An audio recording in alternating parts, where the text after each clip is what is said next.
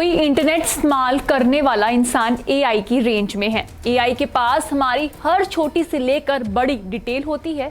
ऐसा माना जा रहा है कि भारतीय अर्थव्यवस्था की गाड़ी को आगे बढ़ाने में एआई बहुत बड़ा योगदान देगी। आने वाले दिनों में एआई हो सकता है कि इंसानों की नौकरी खा जाए या फिर इंसानों को एआई की तरह बनना पड़े। ऐसे कई तरह के सवाल हैं जो आए दिन हमारे दिमाग में घूमते रहते हैं। तो चलिए साइबर एक्सपर्ट्स अमित दुबे से जानते हैं कि एआई के बारे में ए टू जेड सब कुछ। तो अमित जी, पहला सवाल ये है कि आर्टिफिशियल इंटेलिजेंस क्या है, ये किस तरह से लोगों की जिंदगी को प्रभावित कर रहा है।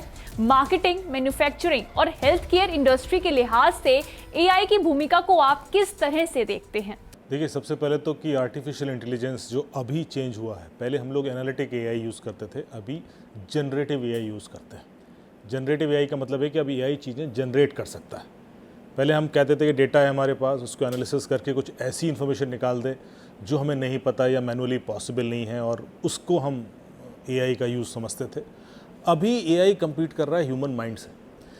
पहले हम सोचते थे कि जो क्रिएशन है वो सिर्फ ह्यूमन माइंड ही कर सकता है, जैसे कि पोएट्री लिखना, डॉक्यूमेंट लिखना या कोई आर्टिकल लिख देना, न्यूज़ लिखना, कहानियाँ लिखना, बुक्स लिख देना, प्रेजेंटेशन बनाना, ये सारी चीज़ें लिमिटेड होती थी ह्यूमन माइंड की। अब चैट जीपीटी के बाद हमने देख लिया कि ये तो सब एआई भी कर सकता है और बहुत इफ़ेक्टिव तरीके से कर रहा है। आप उससे कोई भी आर्टिकल सेकंड्स में लिखवा लीजिए, balanced with pros and cons वो लिख देगा। ये एक चैलेंज है, ये चैलेंज है क्योंकि अब सीधे सीधे ह्यूमन माइंड से कंपेयर कर रहा है। तो चाहे मार्केटिंग इंडस्ट्री हो, चाहे एआई बेस्ड बॉट्स हों जो कि पोस्ट करते थे, अभी कहीं ना कहीं ह्यूमन इंटरवेंशन होता था, अब वो पूरा का पूरा ऑटोमेटिक हो गया। सोशल मीडिया अकाउंट्स क्रिएट होते हैं, पोस्ट भी एआई लिखता है, कैसे लिखने चाहिए जैसे कि लोग देखें, क्योंकि वो जानबूझ के ऐसे मीम्स या क्यूरोसिटी वाले कंटेंट डालता है और लोग उसको फॉलो कर रहे होते हैं। तो बेसिकली लीडर अब कौन हो गया? सॉफ्टवेयर या एआई, और जो ह्यूमन्स है वो उसको चेस कर रहे हैं, फॉलो कर रहे हैं, लाइक कर रहे हैं, कमेंट कर रहे हैं, पर पीछे कोई ह्यूमन है ही नहीं। तो मार्केटिंग के लिए भी अब पूरा का पूरा मार्केटिंग जो पहले ह्यूमन ड्रिवन होता था, वो सोशल मीडिया या जो भी प्लेटफॉर्म के थ्रू हो, वो एआई बेस्ड हो गया है। रिसर्च सारी एआई बेस्ड हो गई है, चाहे हेल्थ केयर की रिसर्च हो, ड्रग डिस्कवरीज हों, लॉजिस्टिक्स के सॉल्यूशंस हों, जो अभी तक संभव नहीं थे ह्यूमन लेवल पर सॉल्व करना, अब एआई उसको सॉल्व कर रहा है। फिर आप देख रहे होगे जैसे कि डीप फेक वीडियोज़ हैं या डीप ऑडियोज़ कंटेंट जनरेट हो रहे हैं। अभी यूएस में एक केस हुआ जिसमें एक पार्लियामेंटेरियन था, उसकी आवाज़ और उसका फेस लेकर एक वीडियो बनाया गया जो उसने कभी बोला ही नहीं था, उस जगह पर वो कभी था ही नहीं, पर आप यदि वीडियो देखेंगे तो कहीं से भी नहीं कह सकते कि उसकी आवाज़ नहीं है। और यदि आप उसको फोरेंसिकली भी एनालिसिस करेंगे तो भी वो 90-80% मैच करा देता है। तो अब ये लॉ इन्फोर्समेंट के लिए बहुत बड़ा चैलेंज है, क्योंकि कोई भी इस तरह का कंटेंट किसी के बारे में भी बना के डाल देगा, और जब तक कि वो जस्टिफाई करेगा, वायरल हो चुका होगा, लोग उस पर रिएक्शन दे चुके होंगे और उसका एक परसेप्शन बन गया होगा। तो किसी ब्रांड को एक दिन में ख़त्म कर सकते हो, किसी सेलिब्रिटी को एक दिन में आप ज़ीरो बना सकते हो, और इलेक्शन में या ऐसी जगह जहाँ पर ये बहुत सेंसिटिव है, बहुत ख़तरनाक तरीके से यूज़ होगा। क्या ये परमाणु बम जैसा खतरा पैदा कर सकता है? दुनिया भर में लोगों की नौकरी खाना शुरू कर चुका है, इसके बारे में थोड़ा विस्तार से बताएं। देखिए, जब परमाणु बम का अटैक होता है तो एक सिटी ज़्यादा डैमेज होगी या एक एरिया ख़त्म हो जाएगा, और उसका प्रभाव हालांकि सदियों तक रहता है, लेकिन फिर भी वो उसका जो एरिया है वही रहेगा। यहाँ पर क्या है कि एआई के द्वारा आप पूरे वर्ल्ड में तबाही मचा सकते हो यदि आपने माइंड मैनिपुलेशन करना शुरू कर दिया। अभी जो डेटा आप देख रहे हो कि हर कोई आपका डेटा लेना चाहता है, क्यों लेना चाहता है? क्योंकि वो उस डेटा का यूज़ करके आप ही को मैनिपुलेट कर सकता है, आप ही के सारे डिसीजन मेकिंग कैपेबिलिटीज़ उसके हाथ में आ जाते हैं। आप जो भी निर्णय ले रहे हो अपने दिन में चाय पीने से लेकर पिक्चर देखने तक का, वो सब वो डिसाइड करता है। आज आप गूगल पे सर्च करते हो कि मुझे कार खरीदना है, दुनिया के किसी कोने में कोई बैठ के डिसाइड कर लेता है कि ना इसको ये वाली कार बेच देते हैं। उसके बाद आप जो कुछ भी देखते हो, ब्लॉग्स देखेंगे, कंपैरिजन देखेंगे, वीडियोस देखेंगे उस कार के बारे में या किसी भी कार के बारे में, वो आपको जानबूझकर इस तरह का ओपिनियन देगा कि आप एक जगह टिल्ट होते चले जाएंगे, और 15-20 दिन की रिसर्च के बाद आप कहेंगे कि मैंने सारा एनालिसिस किया और मैंने डिसाइड किया कि मैं ये कार लूँगा, और उसके बाद वो पीछे बैठ के हंस रहा होगा कि ये तो सब हमने कर दिया। अब आपने कार खरीद ली, उस ज़िंदगी भर उसको डिफेंड करोगे कि मेरा डिसीजन था। तो ये जो निर्णय हैं आपके, यदि वो कोई और कंट्रोल कर रहा है तो वो डेटा के कारण है, क्योंकि आपका डेटा उसके पास है। आपकी परचेजिंग कैपेसिटी क्या है, आप किस तरह की चीज़ें लाइक करते हैं, किस तरह से आपका बिल्टअप हुआ है, किस सराउंडिंग्स में आप रहते हैं, क्या आपकी रिक्वायरमेंट होगी, सब उनको पता है, हर OTPs उनको पता है। तो ये जो चैलेंज है डेटा चोरी होने का, ये है कि कल के दिन हम पपट बन जाएंगे और हमारे कल के दिन आपको घंटी बजे शाम को और उसको एक बंदा आके बोले कि आप ये दवाई खा लीजिए, आपको हार्ट अटैक आने वाला है, तो आप आश्चर्यचकित ना हो, क्योंकि उनको सब कुछ हमारे बारे में पता है, हमारी हेल्थ से लेकर हमारी हर एक्टिविटीज़ जो हो रही है दिन में।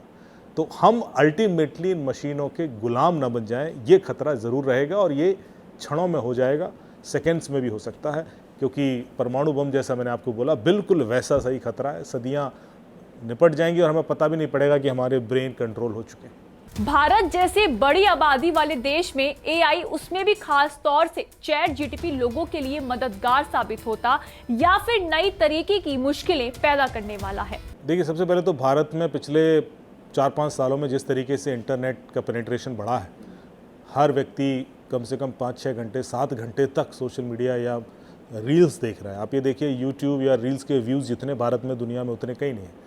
ये जो अचानक से डिस्रप्शन हो गया है, आप इतना डेटा कंज्यूम कर रहे हो और जो डेटा कंज्यूम करेगा वो इन्फ्लुएंस होगा, उसकी भावनाएं, उसके डर, उसके एस्पिरेशन, सब चीज़ें प्रभावित करता है डेटा।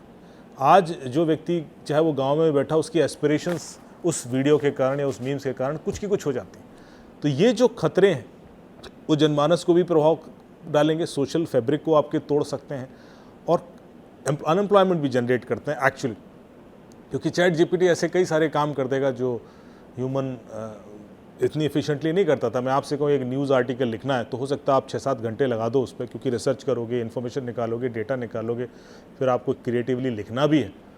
और मैं चैट जीपीटी को बोलूँ कि मुझे एक आर्टिफिशियल इंटेलिजेंस पे आर्टिकल लिख के दीजिए और प्रॉज एंड कॉन्स भी बताइए और कुछ यूनिक एप्लीकेशन भी बताइए जो दुनिया को नहीं पता है, वो फट से 1 सेकंड में आपको पूरा आर्टिकल लिख के दे देगा। आप कहेंगे कि इसमें से प्लेगरिज्म हटा दीजिए, वो हटा देगा। आप कहेंगे कि इसमें ये चीज़ें ऐड कर दीजिए, वो ऐड कर देगा। तो इतना कन्वीनियंस हो जाता है, उसके बाद वो आपकी ज़रूरत क्यों पड़ेगी किसी को, वो चैट जीपीटी से क्यों ना करा ले। लॉयर्स, जो काम आप लॉयर से पूछते हो वो टाइम देता है, डिस्कशन करते हो, आप इतना समझाते हो, उसके बाद वो एक गाइडेंस देता है कि आप ऐसा कर लीजिए, चैट जीपीटी आपको 2 मिनट में बता देगा।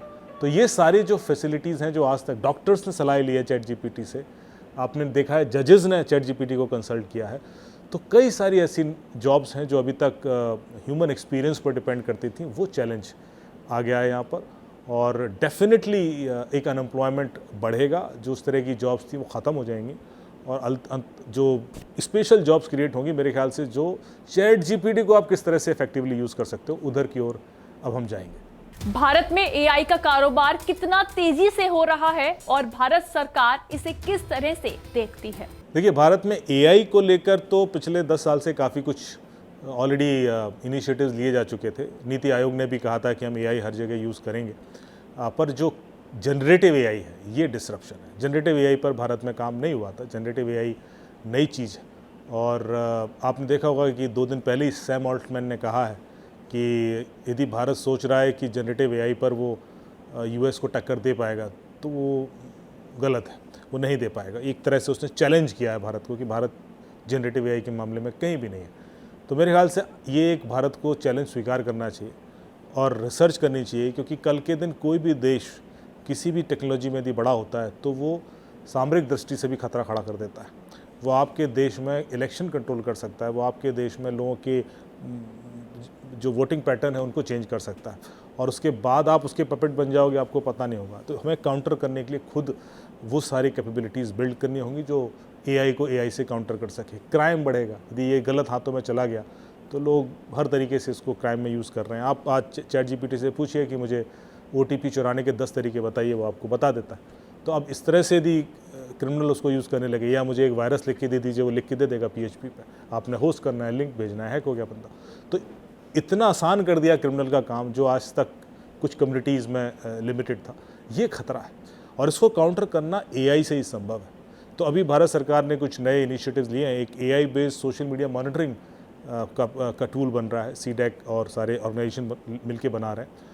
उसमें वो जो लोग भी इस तरह के हैं जो संभवतः क्रिमिनल हो सकते हैं, उनको प्रोएक्टिवली आइडेंटिफाई करेंगे और उनको नोटिस भी भेजेंगे। एआई के थ्रू उनको नोटिस जाएगा कि आपको ये नोटिस भेजा जा रहा है क्योंकि आपकी हरकत इस तरह की नोटिस की गई है, या तो आपको ब्लॉक कर दिया जाए, आप इसका जवाब दीजिए।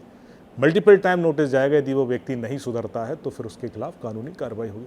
तो इस तरह से एक एआई बेस्ड पुलिसिंग शुरू हो जाएगी अगले कुछ वर्षों में। कहा जा रहा है कि कल की तारीख में किसी मुल्क की ताकत तलवार या बंदूक से नहीं, उसकी डेटा शक्ति से होगी।